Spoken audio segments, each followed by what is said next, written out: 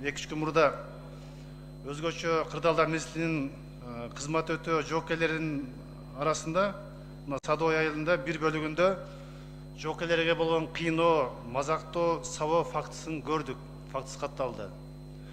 Ошон үчүн Алмаз Акунжанович бул өзү мартта болгон экен, эми чыгып кетти, кокустан чыгып кетти, бул элге жайылып кетти.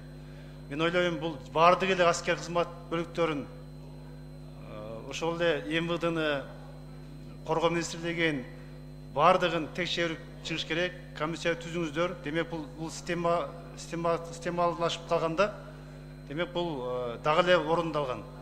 Ошондуктан сизден сурайм, жетекчилер керт баш менен жооп бериш керек. Муну көргөн ата энелерим кантип жоокерге жиберет балдарын?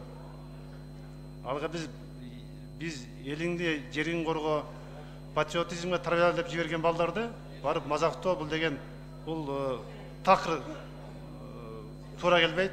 Ошондуктан буга комиссия түзүлсүн дагы өкмөт. Баардыгын бирден текшерип баа берсин.